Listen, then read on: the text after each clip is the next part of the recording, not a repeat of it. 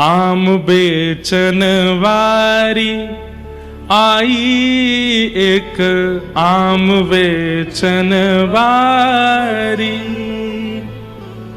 एक आम बेचवे वारी आई है और सिर पे अपने टोकरी लेकर के आम लेती हुई चल रही है। अरे कोई आम ले लियो, अरे कोई आम ले लियो, अरे कोई आम ले लियो। कहती भाई जब जा रही है, इतने में ही अभी 2.5 वर्ष के हैं गोपाल जी, और 2.5 वर्ष के ठाकुर जी अपने कोई खिलौना से खेल रहे हैं। यशोदा मैया दही मथ रही है, और जैसे ही ठाकुर जी ने सुनी कोई आम ले लो, कोई आम ले लो, नन्हे से गोपाल जी तुरंत उठ करके गए और छम छम करते मैया के पास जाके बोले, मैया मैं आम खाऊंगा, मैं तो आम ही खाऊंगा। मैया बोली, लाला तेरे बाबा ने पूरे भंडार भर रखे हैं फलन ते, मां सेब उधरे, आम उधरे, अंगूर उधरे, सबरे फल भरे पड़े हैं, जाए के खा ले, और आम लेकर के खा करेगो। लेकिन बालकों का स्वभाव है, ठाकुर जी को स्वभाव है, मैं खुद खरीद के लाऊंगा, अपने हाथन से खरीद के लाऊंगा, फिर पाऊंगा। बाबा की खरीदी वही चीज ना लूंगा। मैया मैं तो आम खाऊंगा, आम रोने लगे। मैया बोली, लाला जे फल ऐसे ही ना मिलो करें, कछु देनो पड़े तब मिले, तू कहा देगो। अरे मैया तू कैसी बात करे। बोले क्यों, तेरो लाला इतनो मलूक है, मैं जोर ते हंस जाऊं तो सामने वाले मांग वही भूल जाएं। मैया मैं तो जाए करके हंस जाऊंगा, 2 दतुइयां दिख जाएंगी, सोई फलवारी कछु ना मांगेगी। मैया बोली, कहां से सीखा है, कौन ने बताई तू मलूक है। लाला ऐसे ना देगी फलवारी कछु लेके जा। सो ठाकुर जी बोले, मैया मैं एक काम करूं। बोले कहा, अनाज ले जाऊं संग में, और अपनी अंजलि में भर के ले जाऊंगा, बाकू दे दूंगा, बात फल ले आऊंगा।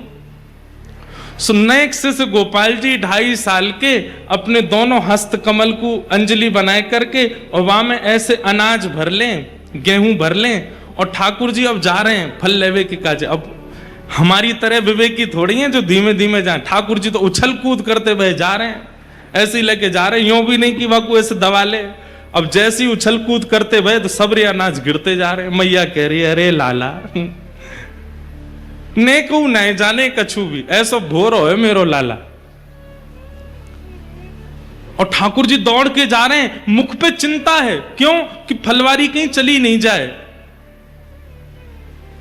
छोटी सी गली में ते नंद भवन ते निकर करके ठाकुर जी आ रहे हैं, और सुनो लत्ता नाए पहने, वस्त्र नाए पहने, केवल कौंधनी पहन रखी है। वह कौंधनी में ही क्षुद्र घंटिका इतनी लंबी लंबी है कि वाकई ठाकुर जी को जो है काय सब ढक रहे हो है, बाकी नहीं तो सब आज हरि देखे नंगम नंगा। भैया ये भी एक सौभाग्य दर्शन है कि ठाकुर जी बिना वस्त्र के ही दिख रहे हैं। एक मुझे किसी बालक ने चित्र बना के दिया, आप लोग मत बनाना, उसमें ठाकुर जी 1 वर्ष के ठाकुर जी हैं, और ठाकुर जी के 4 भुजा हैं, शंख चक्र गदा पद्म, और शंख चक्र गदा पद्म 1 वर्ष के ठाकुर जी, और बिना वस्त्र के मंद मंद मुस्कुरा रहे हैं। इतनी प्यारी छवि है। और ठाकुर जी दौड़ते भय जा रहे हैं, अनाज सब गिरतो जा रहा। 2.5 वर्ष के बालक की चाल सीधी नहीं होती, वो चले कैसे, सीधो भी चले तो ऐसा लगे टेढ़ो जा रहा है। तो कभी ठाकुर जी यूं जावे, कभी यूं जावे, कभी यूं जावे। ललित गति विलास बल गुहास, प्रणय निरीक्षण कल्पितो रुमान।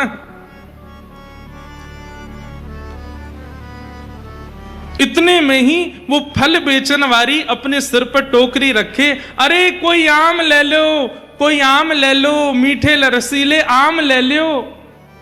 कहती भाई जैसे ही आई, और वाकई गलती ते दृष्टि पड़ गई, वह गली में जा, गली ते नंद भवन ते ठाकुर जी अनाज लेके दौड़ते हुए आ रहे हैं।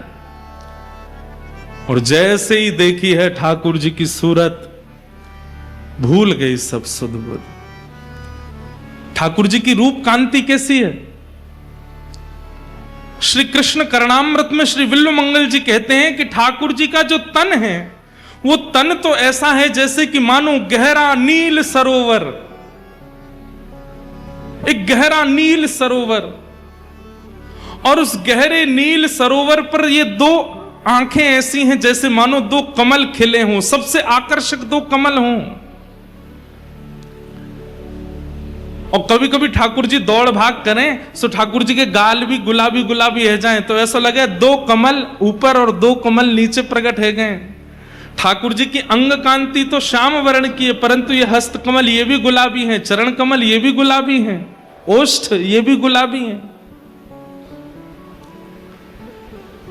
आहा। और बीच बीच में जो स्वर्ण के आभूषण मैया ने पहनाए हैं वो ऐसा लगे कि स्वर्ण की कोई नील सरोवर में कोई ने दीप दान किया हो, तो सुंदर सुंदर सुंदर सुंदर दीप वह सरोवर में मचल रहे हैं। तो ऐसे ठाकुर जी की रूप कांति पर मानो जैसे स्वर्ण के आभूषण लगते हैं। आहा। जैसे ही देखिए छवि वर्णन करते हैं, विक्रेतु कामाखिल गोप कन्या मुरारी पादार्पित चित्तवृत्ति दध्यादिकं मोहवशाद्यवोच्यत गोविंद दामोदर माधवेति। विक्रेतु कामाखिल गोप कन्या, एक गोप कन्या जो कि फल के विक्रय के लिए निकली है, लेकिन मुरारी पादार्पित चित्तवृत्ति, मुरारी के श्री चरणार विंदों में जब उसने अपनी दृष्टि डाल करके देखा तो चित्त वृत्ति खो गई है। ठाकुर जी वहां के सामने आकर के खड़े है गए, अरे सुनो गोपी, मधुर स्वर जैसे कान में गए उसके सिर से तो टोकरी गिरने वाली है, जैसे तैसे संभालती है। कहो लालन मोकू आम दे दो।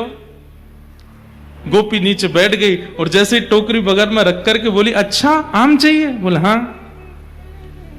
पहले कछु देनो पड़ेगो तब आम मिलेंगे। ठाकुर जी बोले हाँ मैं लेके आया हूं। और जैसी अंजलि आगे करी सबरे अनाज गिर गए, एक अन्न को दानो पड़ो बस। ठाकुर जी कह रहे जे बच्चो है। अरे सबरे गोपी गिर गए रास्ता में, अब तुम याते जितनो मिल जाए उतनो दे दो। एक अन्न को दानो है और बाकू ठाकुर जी कह रहे हैं कि याते जितनो मिल जाएगो आम उतने दे दो। गोपी के नेत्र सजल हो गए, वो तो मुख कांति देख रही है, ठाकुर जी की मधुर बैन सुन रही है, नेत्रों में ही उसकी स्थिति है। गोपी बोली अच्छा या के बदले जितनो मिलेगो उतनो दे दूं? बोले हाँ दे दो। गोपी ने कही लाओ दो। जैसे गोपी ने हाथ कियो, ठाकुर जी ने एक अन्न को दानो वा के हाथ में दियो, गोपी ने संभाल करके धर लियो।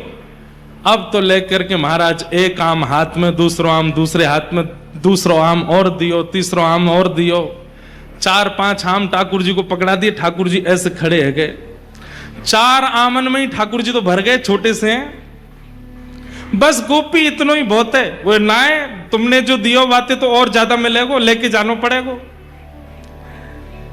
ठाकुर जी बोले अब कैसे देगी? तो गोपी अपनी एक चुनरी उतार करके ठाकुर जी की कमर पे बांधे और वह कमर में कस के बांधी वही चुनरी में एक आम यहां खोस दियो, एक आगे खोस दियो, पीछे खोस दियो, ऐसे करके चारों तरफ आम खोस दिए कमर पे। आज ठाकुर जी ने आम की कोंदनी पहनी है, आम की कोंदनी पहन रखी है। वही चुनरी को नेक छोड़ बचो है तो वही हाथ पे बांध दिए, तो 1-2 आम यहां लगा दिए, दूसरी तरफ यहां पे 1-2 आम लगा दिए। चुनरी को एक छोड़ और फाड़ करके सिर पे बांधो, 2 आम यहां लगा दिए, एक आगे एक पीछे लगा दियो। ठाकुर जी बोले अब तो मैं गिर जाऊंगा, इतना भारी है गयो। गोपी बोली अब जाओ। अब ठाकुर जी ने ऐसे आम भर रखे हैं, सिर पे भी आम लग रहे हैं, यहाँ पे आम फंसे हुए हैं, यहाँ पे आम लगे। अब ठाकुर जी जब चले तो ऐसे चल रहे हैं कोई गिर नहीं जाए। कहीं कहीं कोई आम ज्यादा दब गया तो वहां में ते रस निकल करके आ रहा हो, वो ठाकुर जी को स्नान करा रहा है। और ठाकुर जी ज्यों ज्यों पग बढ़ा के चलते जा रहे हैं, त्यों त्यों वो गोपी निहाल लेती जा रही है।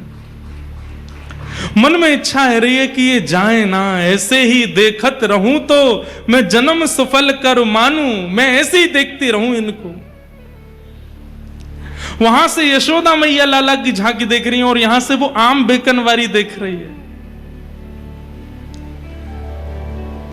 ठाकुर जी की छवि देख करके निहाल है गई और जैसे ही सिर पर आम की टोकरी लेकर के निकली है, पहले तो कह रही आम ले लो, लेकिन अब रास्ता में कहती जा रही है अरे कोई गोपाल ले लो, अरे कोई गोविंद ले लो, अरे कोई घनश्याम ले लो, अरे कोई लाला ले लो, अरे कोई कृष्ण ले लो। कृष्ण गोविंद गोपाल मधुसूदन मुरारी कहती हुई जा रही है।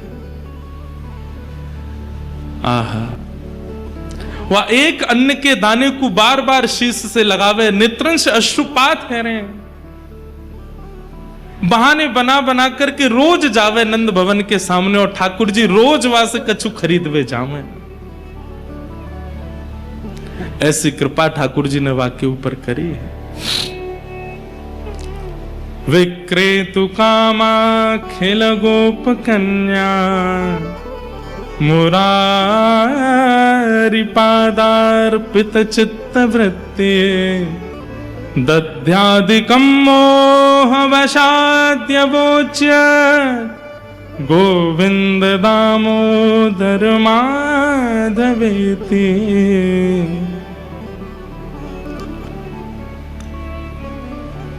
ऐसी वो आम बेचन वाली रोज आवे और ठाकुर जी रोज खरीदवे जामे वहां से। आज वही लीला यहां पर प्रकट होगी। अब ये लीला हमने बोल दी तो या को मतलब गिरधर लाल जी ने ये लीला कर ली। अब यहां शाम को उसी लीला का दर्शन होगा। फल कुंज है और फल के कुंज में ये सबरे फल जो यहाँ आएंगे ये यही मानो है, दर्शन करके ये सब खरीद के लाए ठाकुर जी। हमारे लाल जी तो इतने से और हैं, आम भी बड़ो है उनते कैसे खरीद के लाए होंगे। और वो फिर जा को मिल जाएंगे, बस उनको ले जाइयो। वहां की छिलका गुठली को कोई ऐसी जगह अपने घर में कोई बढ़िया जमीन में गाड़ करके धर दियो, वहां को प्रणाम करियो, लाल जी ने प्रदान किया। तो आज ठाकुर जी की फल कुंज है, जो फल ठाकुर जी स्वयं खरीद के लाए, आज उसका दर्शन होगा। ऐसी रोज की एक लीला और लीला का दर्शन यहां होगा। कल ठाकुर जी की मोर कुटीर है। वैसे तो ये सरप्राइज रखना चाहिए कि आज क्या होगा बताओ, सरप्राइज ही रहने दें, बताएं नहीं। बता देंगे तो आप सब लोग फिर, कल तो संडे है, परसों मंडे में थोड़ी भीड़ कम नहीं है जाए कहीं। अब हम तो पता ही है, लाइव में देख लेंगे। अब बता ही नहीं रहे, अब सीधे यहीं दर्शन करियो। 2 दिन के हमने रिवील कर दिए। आज ठाकुर जी की फलकुंज है और कल मोर कुटी है। कल ठाकुर जी मोर बन करके आवेंगे। श्यामा जू के रिझवन कारण, श्री राधा जू के रिझवन कारण, लाला नए नए रूप बनावे, लाला नए नए रूप बनावे। किशोरी जी को रिझावे के लिए लाला नए नए रूप बनावे। आज कहा बनो हो, कान्हा मोर बन आयो, कान्हा मोर बन। तो कल ठाकुर जी की मोर कुटी के दर्शन होंगे। तो नित्य यहां प्यारे गिरधर लाल जी का मनोरथ उत्सव होगा। शाम को कथा विश्राम करने के बाद में फिर यहां पर कभी हम पद गाएंगे, कभी वृंदावन के रसिक जन आ रहे हैं वो पद गाएंगे। सब लोगों का पद गायन और वो सब आनंद उत्सव बनेगा। तो इस प्रकार से उत्सव की पूरी रूपरेखा है। आप सब लोग खूब आनंद लीजिए। बस भैया ध्यान रखियो, इन 7 दिनान में कोई भी रसपक्ष आपसे चूके नहीं। रस की पिचकारी यहां से चलेगी, वो आपको एक एक बिंदु आपको आनंदित कर जाए। क्योंकि फिर अगली प्रतीक्षा तो फिर 1 साल की है और अगले साल की जो कथा है वो तो 1 साल 1 महीना 13 महीना बाद हो रहे हैं, अक्टूबर में है। तो या हमारे आप लोगों की प्रतीक्षा लंबी है, इसलिए या बार के या रस पक्ष को जितनो हो सके उतनो आस्वादन कर लियो आनंदते। रोज पधार करके इस सुख का आस्वादन कीजिएगा। वृंदावन प्रकट महोत्सव, आइए श्रीमद् भागवत के महात्म्य में हम लोग प्रवेश करते हैं और उसी बीच में फिर वृंदावन की और भक्तिमती मीराबाई की और अन्य जो रसिक जन आएंगे सबकी चर्चा हम करेंगे। सच्चिदानंद रूपाय विश्वोत्पत्त्यादि हेतवे तापत्रय विनाशाय श्री कृष्णाय वयं नमः। यं प्रव्रजन्तमनुपेतमपेतकृत्यं द्वैपायनो विरह कातर्या जुहाव पुत्रेति तन्मयतया तर्वोऽभिनेदुः तं सर्वभूत हृदयं मुनिमानतोऽस्मि।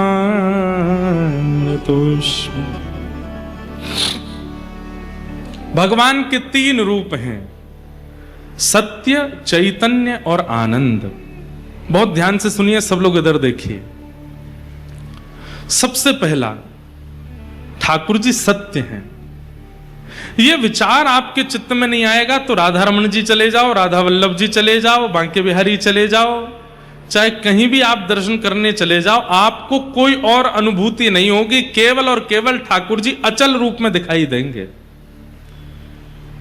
ये इस बात का प्रमाण है कि ठाकुर जी हमको अचल दिखते हैं, इसका मतलब हम अभी सत्य रूप का दर्शन नहीं करते।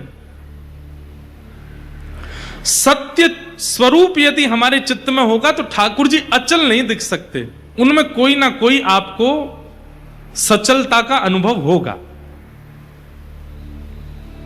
आज ठाकुर जी की ये बांह थोड़ी सी उठी हुई है, आज ठाकुर जी के गाल कछु ज्यादा गोल मटोल लग रहे हैं, आज ठाकुर जी के मुखमंडल पर नेक ज्यादा ही प्रसन्नता दिख रही है। राधा रमण जी की तो दतुइयां दिखने लगती हैं, वो तो सार्वजनिक रूप से सबको दिखती हैं, फोटोज में भी दिख जाती हैं। राधा रमण जी की एक कृपा है, वो ऐसा अनुभव कर, ऐसा आपको कहते हैं कि तुम्हारे चित्त में भले ही मेरे प्रति सत्य भाव ना हो, मैं तो फिर दांत दिखाऊंगा अपने।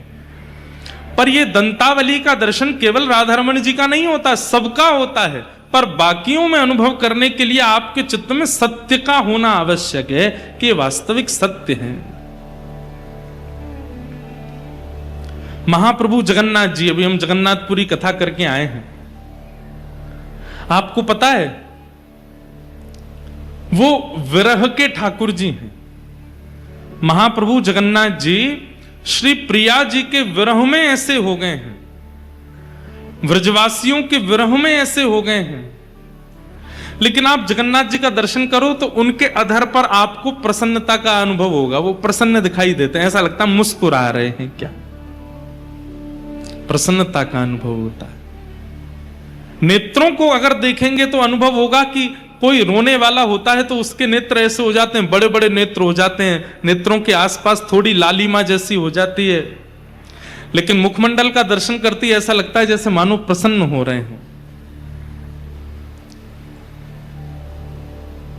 ठाकुर जी सत्य हैं और जो उनके प्रति सत्य भावना रखेगा उसको एक जैसे ठाकुर जी नहीं दिखेंगे, उनमें कुछ ना कुछ अनुभव होता रहेगा। आज उदास हैं, आज न प्रसन्न ज्यादा हैं, आज थोड़े से रूठे भये हैं, आज न हंस रहे हैं, आज थोड़े से नटखट लग रहे हैं, ऐसे कुछ ना कुछ प्रतिबिंब स्वरूप उनका प्रकट होता रहेगा। ठाकुर जी सत्य हैं, उनके प्रति सत्य भावना रखो। दूसरी बात, ठाकुर जी चैतन्य हैं। चैतन्य मतलब वो जड़ नहीं है, उनके प्रति धातु पदार्थ या किसी पाषाण की भावना मत रखो, वो साक्षात चैतन्य है। जैसे हम चैतन्य हैं, हमारी चैतन्यता के लिए एसी लगाए गए हैं, पंखे लगाए गए हैं, कूलर लगाए गए हैं, बैठने के लिए गद्दा लगाया गया है, सब कई लोगों को मैं देखता हूं ठाकुर जी को विराजमान कर देते हैं, नीचे एक वस्त्र भी नहीं धारण कराते। क्यों? क्योंकि उनके मन में चैतन्य भाव नहीं है। ठाकुर जी को कहीं भी कैसे भी वस्त्र पहना देते हैं, उनमें जड़ाउदार कुछ लगा होता है। ठाकुर जी जो वस्त्र पहनते हैं उनके भीतर कसैलिता होती है, वो चुभती होगी अंग को, लेकिन उनको विचार में नहीं आता। क्यों? क्योंकि चैतन्य भाव नहीं है ठाकुर जी के प्रति। ठाकुर जी के प्रति चैतन्य बुद्धि रखो। वो साक्षात चैतन्य है, वो कहां विराजमान होने चाहिए, कैसे उठा के लेके चलने हैं, कहां। हमारे यहां कहते हैं कि ठाकुर जी का जब श्रृंगार भी करें तो ठाकुर जी को उठा करके गोद में धारण करो, एक वस्त्र पहना करके उस पर, और फिर उसमें ज्यादातर अंगूठे का प्रयोग मत करो, क्योंकि अंगूठे से बल लगता है, ठाकुर जी को श्रम होता है। इतना विचार किया जाता है। ठाकुर जी चैतन्य है। अगर सत्य और चैतन्य बुद्धि ठाकुर जी के प्रति नहीं रखोगे तो फिर आप ये प्रश्न करोगे, महाराज जी हमको हमारी भक्ति बढ़ क्यों नहीं रही है, हमारे मन में वो प्रेम क्यों नहीं आ रहा है, हमारे मन में वो विरह क्यों नहीं आ रहा है, वो भाव क्यों नहीं आ रहा है? क्योंकि आपने चैतन्य जैसी प्रतिक्रिया की नहीं ठाकुर जी के साथ। उनके प्रति चैतन्य भाव रखो, चैतन्य बुद्धि रखो। ठाकुर जी चैतन्य है। मीराबाई, सूरदास ये ठाकुर जी को चैतन्य मानते हैं, जड़ नहीं मानते। मीरा के चित्त में, बाईसा के चित्र में प्रेम का प्रादुर्भाव ही इसी बात से हो जाता।